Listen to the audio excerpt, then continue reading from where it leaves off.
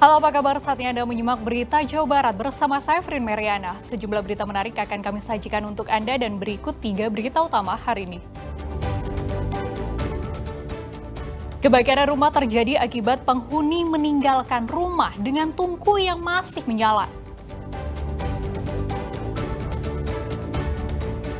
Pemkab cabut status tanggap bencana. Proses pencarian korban longsor di Kabupaten Cirebon dihentikan sepenuhnya.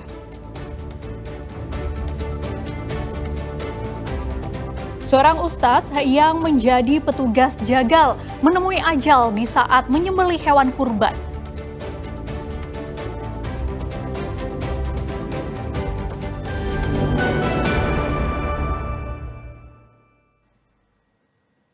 Jangan pernah meninggalkan api menyala di dalam rumah karena bisa fatal akibatnya.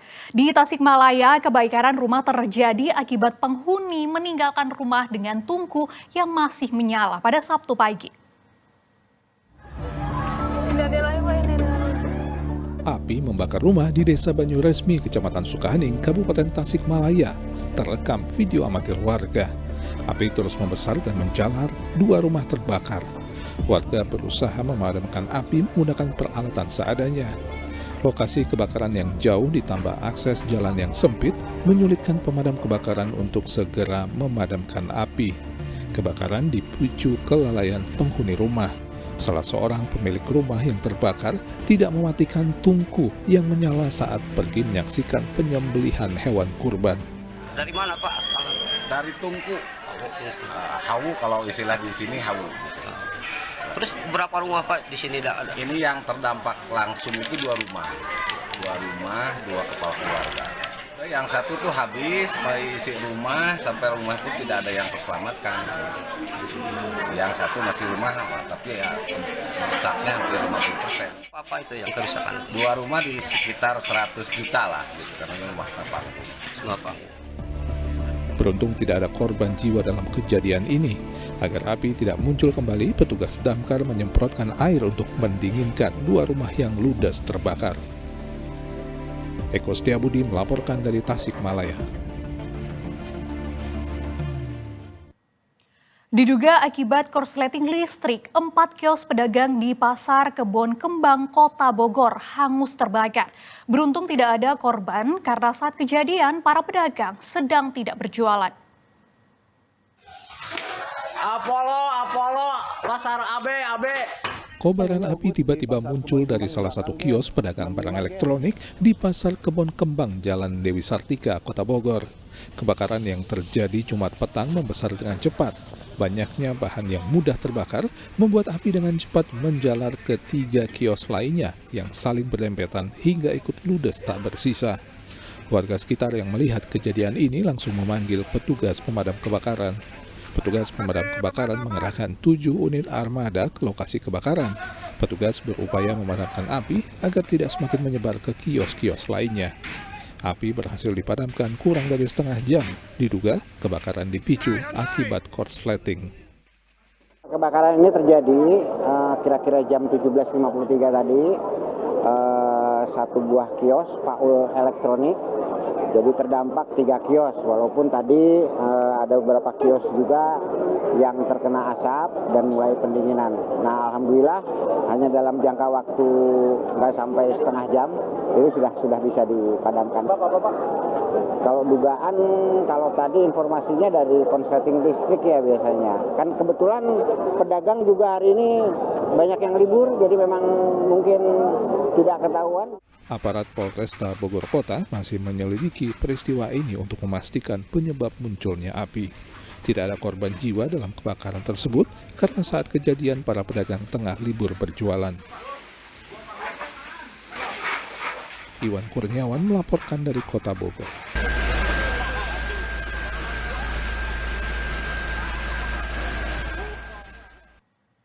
Pemerintah Kabupaten Cirebon mencabut status tanggap darurat longsor tambang batu Gunung Kuda. Proses pencarian 4 korban yang belum ditemukan pun dihentikan sepenuhnya. Selanjutnya, Satu pekan pasca longsor tambang batu Gunung Kuda, petugas SAR gabungan bersama Forkopimda Kabupaten Cirebon menggelar rapat evaluasi Kamis siang. Petugas memastikan kondisi terkini area tambang memiliki beberapa patahan dengan panjang mencapai 9 meter. Patahan tersebut berisiko tinggi terjadi longsor mendadak yang membahayakan. Dari evaluasi tersebut, petugas akhirnya memutuskan untuk mencabut status tanggap darurat dan tidak memperpanjangnya. Petugas pun menghentikan sepenuhnya proses pencarian terhadap 4 orang korban yang belum ditemukan, yaitu Muniah, Nurrahman, Tono, dan Dedi Setiadi. Proses pencarian korban longsor sebelumnya juga beberapa kali dihentikan karena adanya longsor susulan. Meski membuat para petugas khawatir, mereka bersedia meneruskan kembali pencarian jika situasi dinyatakan aman. Kami pun sedih, Pak. Itu rekan-rekan kami yang di dalam. Cuman kami nggak mau jadi korban lagi. Cukup itu aja, Pak. Tapi kalau setelah longsor, kalau memang dimungkinkan untuk pencarian ada lagi, kami para rekan siap untuk membantu, Pak. Dengan mempertimbangkan aspek keamanan, Pemkab Cirebon menarik seluruh tim SAR gabungan dari zona merah longsor. Pemkab juga telah berkomunikasi dengan keluarga korban yang belum ditemukan untuk mengikhlaskan kepergian keluarga mereka. Lebih maslahat, lebih utama kita ditutup dulu demi keselamatan kita semua. Jadi untuk mulai hari ini jam 3 kita bekerja ini diberhentikan untuk pencarian.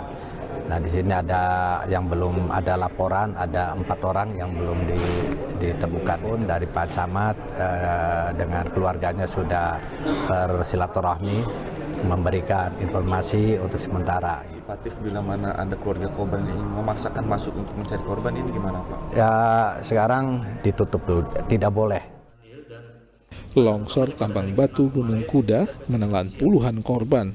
Sebanyak 21 orang tewas, 11 orang luka-luka, dan 4 orang korban belum ditemukan. 2 orang tersangka telah ditetapkan dalam insiden longsornya tambang batu ini. Maruli Habibi melaporkan dari Kabupaten Cirebon.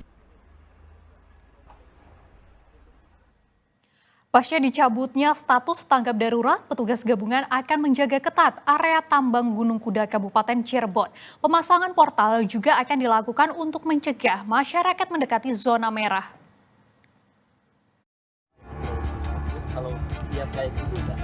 Setelah pemerintah Kabupaten Cirebon mencabut status tanggap darurat, petugas menghentikan aktivitas pencarian terhadap korban longsor tambang batu Gunung Kuda di Desa Cipanas, Kecamatan Duku Puntang, Kabupaten Cirebon. Petugas menarik seluruh personil yang sebelumnya selama 1 pekan berjibaku mencari dan mengevakuasi korban longsor. Sejumlah alat berat pun sudah ditepikan menjauh dari zona merah.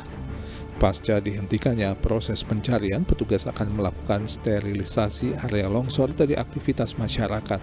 Petugas juga akan memasang portal di pintu masuk area tambang guna mencegah masuknya kendaraan.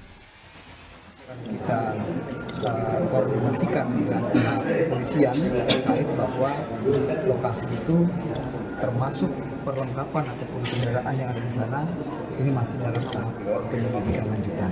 Tentunya akan dilaksanakan penutupan baik menggunakan portal maupun dengan polisi. Nah, untuk portal ini sendiri itu apakah nanti ada penjagaan atau gimana, Komandan? Nanti kita koordinasikan dengan pihak kepolisian. Kalaupun memang memerlukan penjagaan bersama, kita siap untuk membantu. Status tanggap bencana dicabut berdasarkan evaluasi dari tim SAR gabungan yang telah bekerja keras selama 7 hari. Adanya patahan yang berisiko tinggi memicu longsor susulan membuat petugas mencabut status tanggap darurat dan menghentikan pencarian korban. Maruli Habibi melaporkan dari Kabupaten Cirebon.